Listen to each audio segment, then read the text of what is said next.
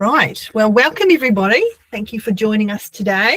It's wonderful to have you here. And we're just talking earlier about the small groups. We know it's a small group live, but people tend to be watching it later on the recording because sometimes they've got scheduling clashes and sometimes, I don't know, sometimes they're just not here. But roughly we're doing our 30-minute presentation followed by Q&A, and we should be all wrapped up by 12:45. So I've got this recorded and we'll be able to watch it later on YouTube if you want to watch bits of it again in your own time. So today's presenter, Daria Williamson from Daria Williamson Limited. And Daria is an author of this book. Look at me go.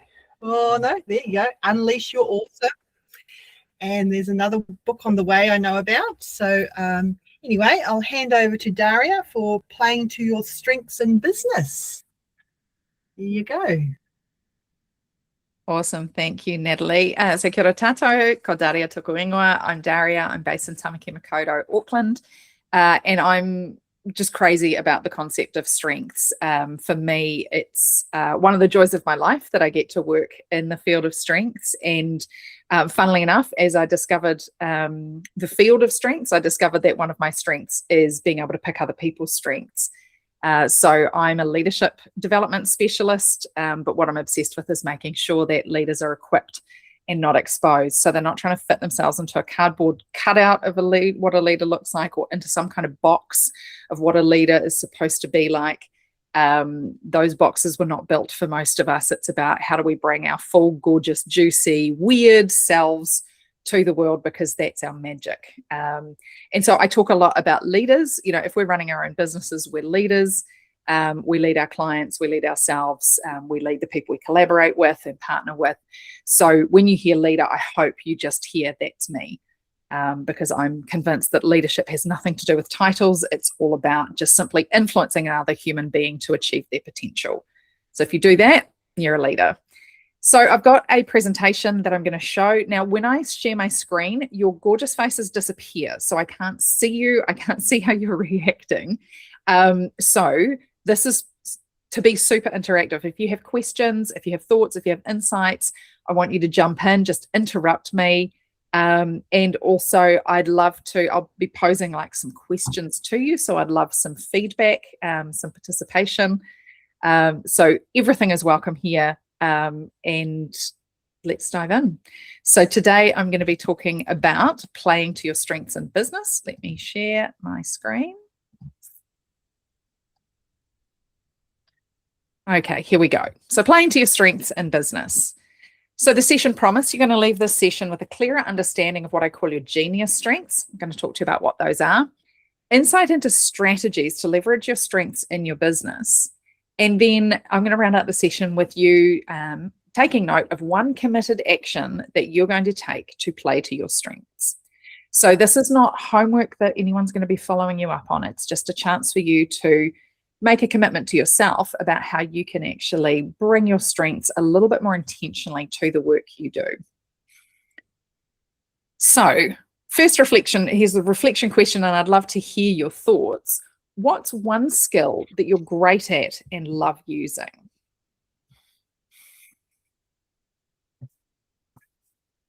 Answers from the floor.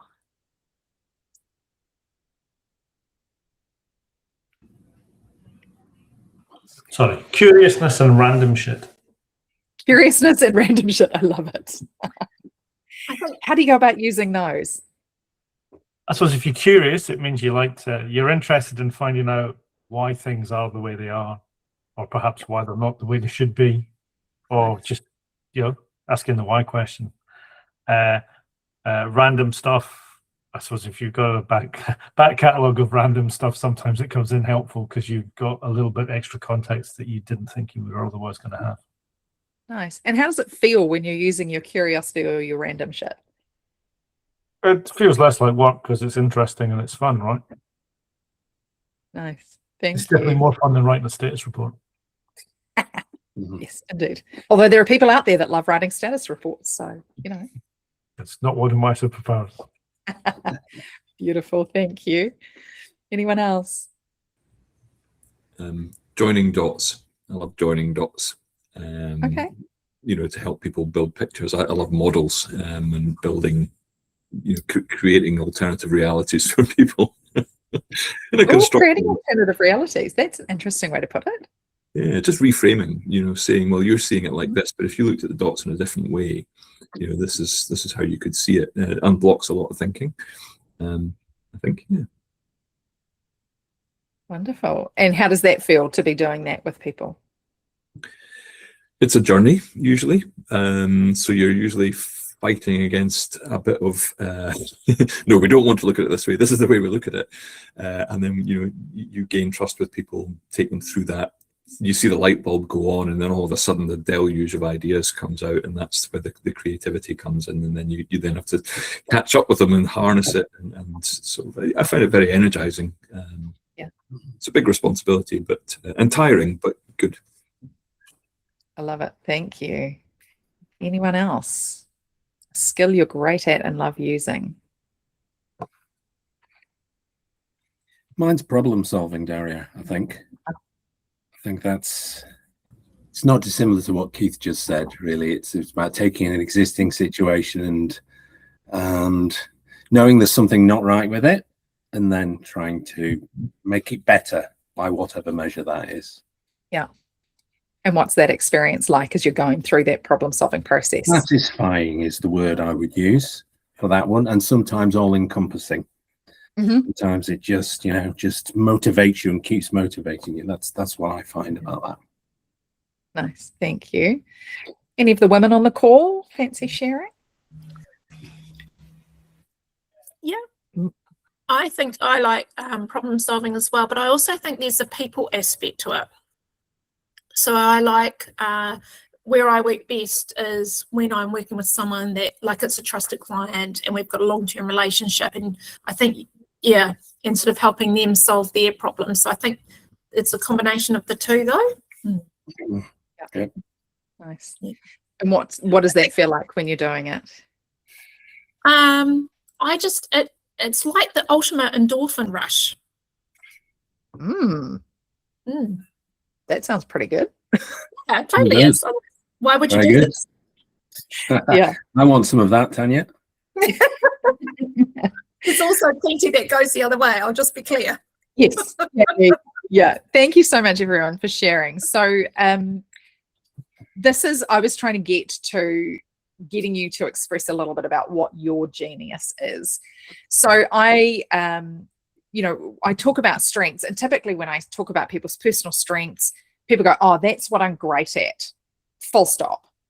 But when I talk about your genius strengths, we start with what you're great at, but then we add in what you love doing, because you can be great at something and not enjoy it.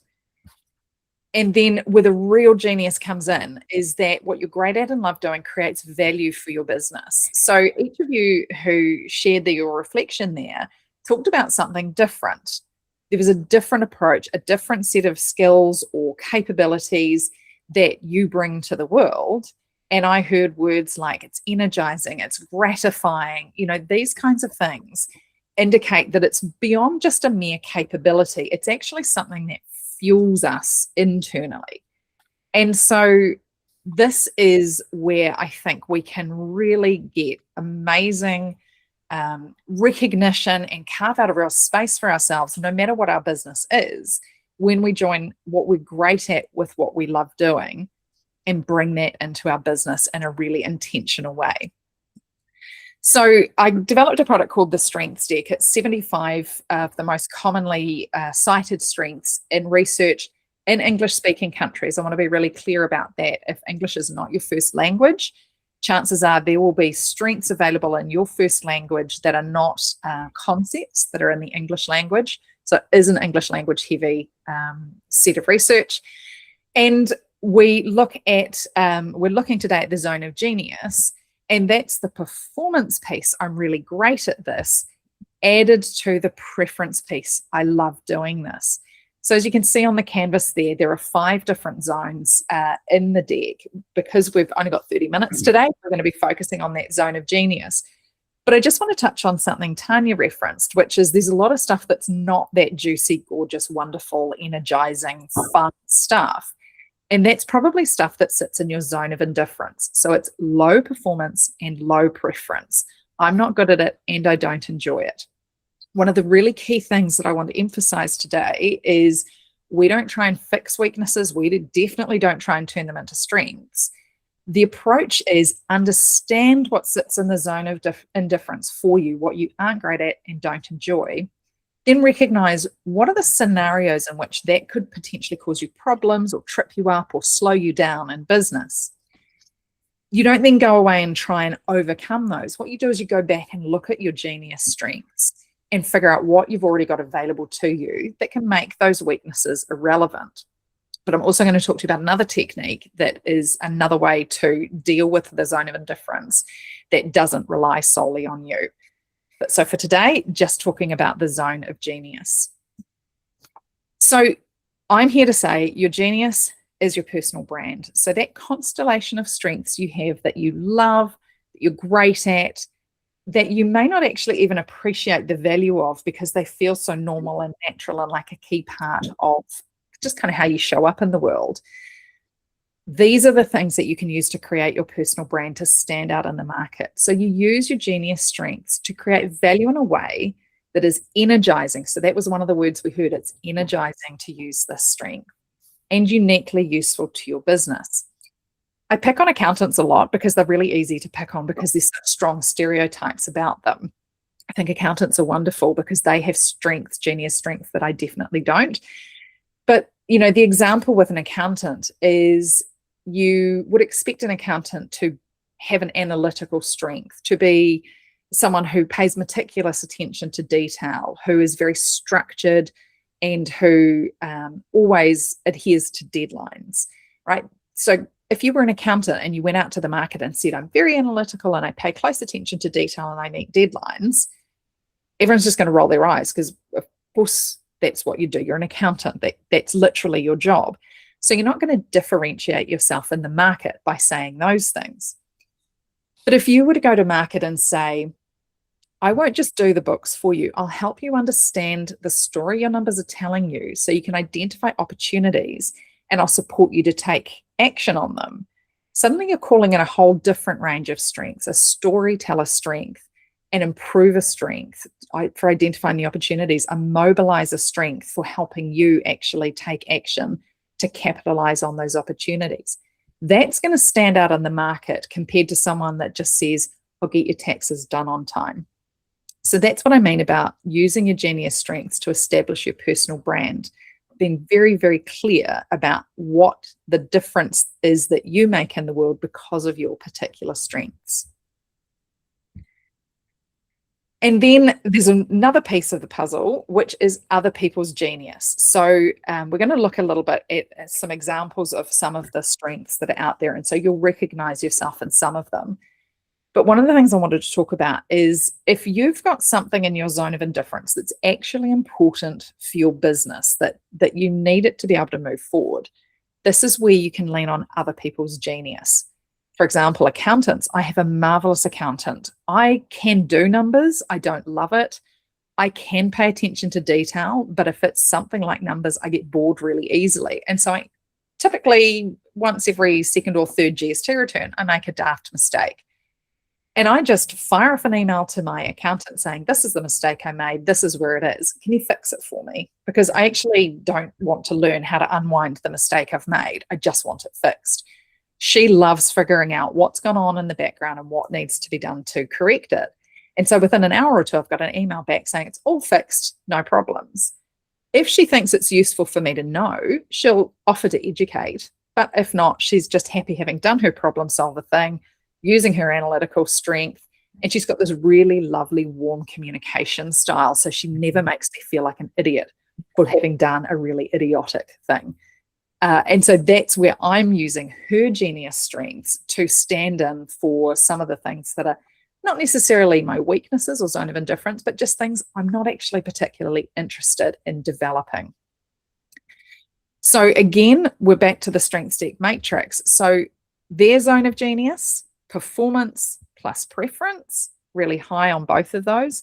But here's the thing. It's easy to see and measure someone else's performance. We can see she always gets emails back to me quickly. She gets my taxes done on time. She always gives me plenty of notice for what needs to happen, and she can explain anything that I have questions about. It's really easy to see and measure how quickly she responds and does the things that are important for being an accountant. But what's harder for me to see is what she really loves doing. So I can make assumptions. Oh, was someone trying to talk there? Sorry, I just thought I might have heard something. No. I can make assumptions that she gets energized by helping clients and explaining things and fixing problems. But I can't easily measure that. Even if I watched her, I wouldn't necessarily be able to see it, because she might do this work but go home quite drained. So preference is always a measure that's made by the person that's performing the strength, not by an outside observer. So I just want to be clear, when we're talking about genius strengths, you can see the performance, but you might need to inquire of the other person. How do you find that experience? That's why when people were sharing, I asked them, what's the experience like, or how do you feel? Because I'm listening there for words like energizing, fun, intriguing, engaging. I get absorbed. I lose sense of time. You know, I can't think of anything I'd rather be doing. That tells me that there's a preference piece that's built in there. Didn't plan to do this, but if you look to the top left of the matrix, there's the reputation zone. So this is, I'm great at it, but I don't like it.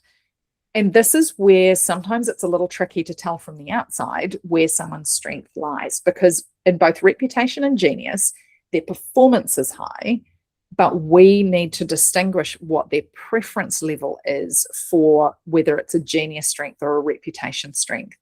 So reputation strength, I say, is the I'd rather stab myself in the eyeball with a rusty fork strength. It's things we can do, but we just don't want to. They feel de-energizing, or they're boring, or they feel hard. So just because we're good at something doesn't make it enjoyable. We don't want to completely discard reputation strengths, ours or someone else's, because they are, or we are, really good at those things. But we just need to take note that doing too much of that stuff is de-energizing and will actually lower our sense of engagement. It over time will lower our productivity, and it can even lead to burnout if we get stuck too long in the zone of reputation. So that's why we need to be really clear on what's in our zone of genius, because that's the stuff that's energizing. We can work hard, but it doesn't feel like hard work. I think you heard that a little earlier. So we can do this work in a really sustainable way when we bring in our genius strengths. Any questions or thoughts so far? I have some thoughts on that, Daria, because that idea about being good at something but not enjoying it means you can do it for a while, but then you just kind of, your performance dips. Yep. Without a doubt. So that you can't be a great performer forever in that reputation area. They just, you know, you give up, you stop putting as much hard work in, you just don't get up for it, for sure. Yeah.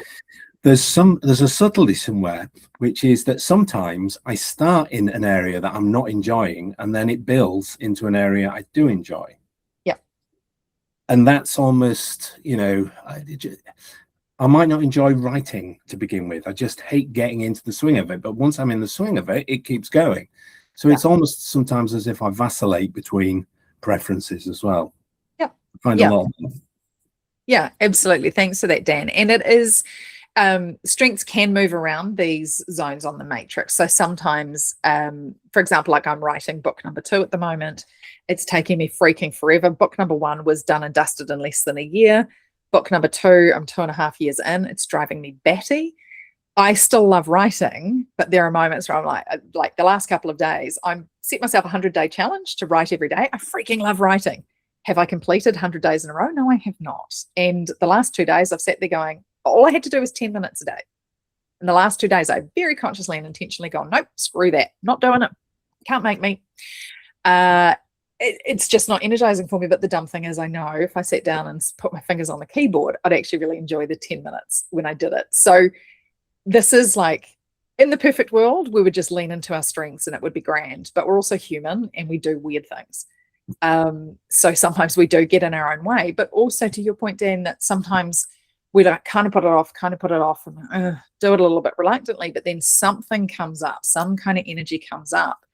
And it may not actually be that writing is the strength. So in the strengths deck, there is an author strength, but it may be that in writing, you're engaging some of your other strengths. So perhaps the problem solver strength is getting tapped into as you're writing, and that's why the energy level cranks up. So you're not excited by the author. That might sit in your reputation right now. But once you start playing to those genius strengths, using the author strength, then the juicy stuff starts happening. Yeah, it's a very good point, that, Daria. Good. Thank you. Yeah. Welcome. Any other thoughts or questions at this stage? Oh, cool. All right. Yes, I find the sorry, I was trying to get my mouse to work. I find sometimes things I don't like, but I know I'm good at, and they irritate me, but they're also easy. So sometimes I will start by doing those so that I get them done, but it gives me thinking time, because it's often very sort of maintenance type stuff. So it gives me thinking time. Once that's done, I can actually get into the juicy stuff that I like doing. I love it. And I think that probably came from when I was working at home with younger children, and it was that transition zone from being a mother to have to engage the brain. I could do that. So now it's just become a bit of a routine for me. Yeah. That's a great technique. Some of it's a little bit like swallow the frog, right? Like do the stuff that's not so much fun first up, because then it's like, oh, now I get to do the good stuff. Yes. And then I think, that's great. I hate this, but I've done it. Woo, I'm so good.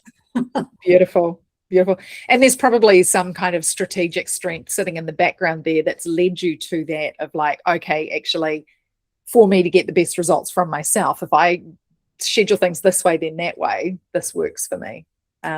Yes, and I think, because otherwise it's hanging over me that I know I have to do that stuff I don't like to do. Yeah.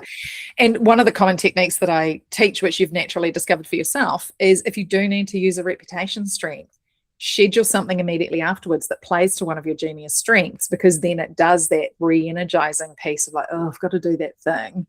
Oof, and you kind of suffer your way through it. And then it's like, oh, but now I get to do this thing that actually kind of really gives me the buzz. Beautiful. All right. So let others define their genius. That whole thing was just let others define their genius. So you can recognize their performance and then, check in with them what their genius strength is. So I just want to really quickly cover something. I've been talking with some Masters of Business Innovation and Leadership students recently, and I talked to them about phases of development in business or with an idea. And so we innovate, we get this new idea, new product, new service, whatever it is, we implement it, and then we iterate. So we do some continuous improvement. And each phase calls on different strengths. So I just want to show you, like, this is just a theory of the kinds of strengths that would work for each of those phases. So this is where people who demonstrate these strengths are probably going to do well in these phases. So innovate, center stage, so that's someone happy with the spotlight on them. Change maker, creative, curiosity, grit. Interpreter, which is about breaking complex things down and explaining them so that everyone can grasp them. Leadership, being original, bringing perspective, persuading people. Rapport builder, strategic, storyteller, stretch, doing things that are uncomfortable. So, getting an idea off the ground, getting buy-in for it, potentially getting investors in it. These strengths are all going to help you do that. Then when we move to the implementation phase, things like accountable, someone who just loves, committing to something and following through. Activation, getting shit done, getting it started. Coordinator, all those logistics and threads you need to pull together. Curiosity again, so from innovate to implement, curiosity comes through. Being decisive, grit again. Intervention, noticing things going off track and pulling them back. Mobilizer, optimistic, problem solver. Support, supporting the people around you, helping them get to where they need to get to. Time maximizer, because God knows this is a busy phase in your business. And then iterate. So now we've got this innovation has been implemented. Now we're wanting to tweak and improve and make it better. So amplify, helping other people play to their strengths, being analytical, bringing that curiosity again.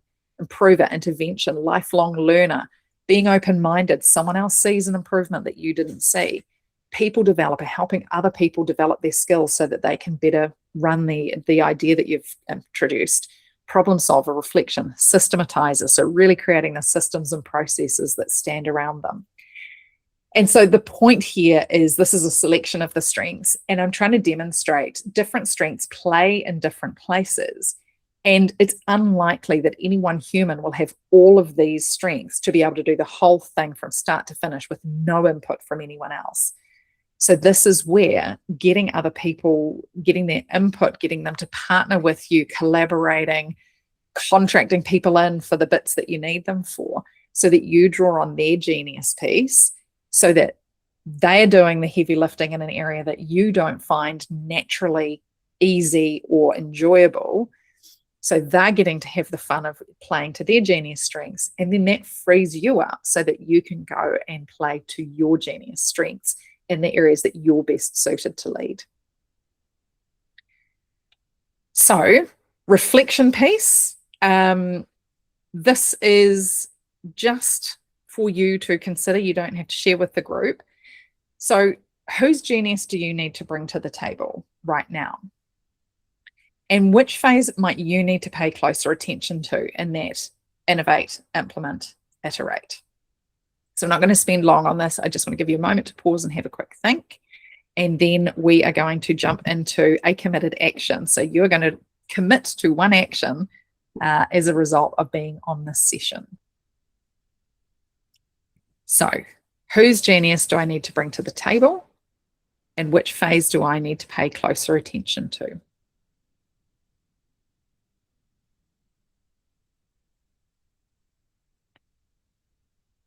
All right, so a couple of tips here.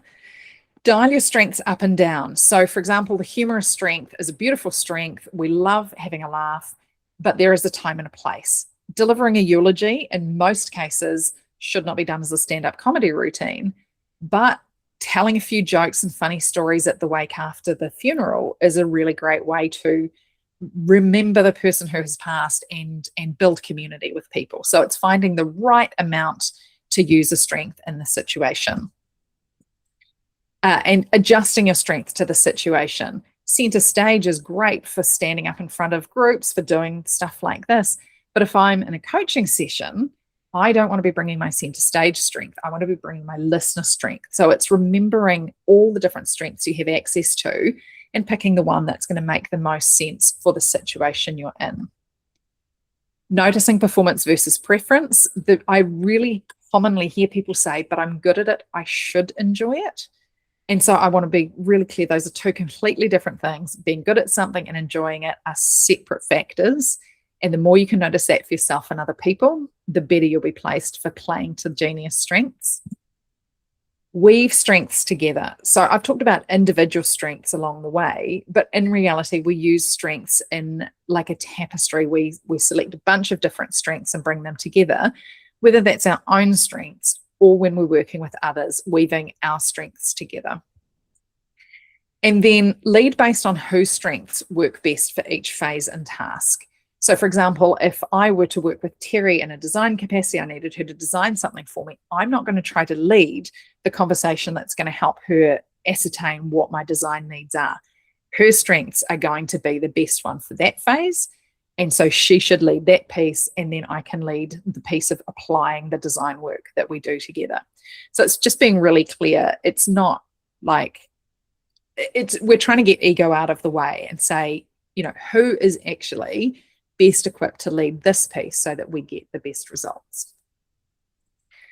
So I'm going to give you 2 minutes to define one action that you'll take based on today's session. So write down what you're going to do, why it matters. So this is the motivation for doing it.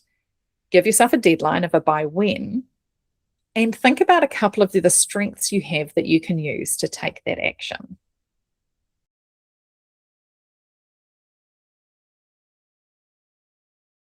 As you can tell, I love talking about strengths. I could do this all afternoon, but you all have things you need to get on and do. After this, the slides will come out to you, and I'll also include the list of the 75 strengths that are in the strengths deck. So I just ask, that's for your private use. I don't want it used commercially. If you want to use it commercially, contact me, please, beforehand. But I'm happy to put that out there in the world, because I just think, you know, when you zero in on not just what you're great at, but what you love doing, you know, as you've heard from multiple people, it's more energizing, it's more interesting, it's satisfying, it's gratifying, and you can do your best work. I'm a heavy critic of the Protestant work ethic idea of like, you have to slog your way through everything.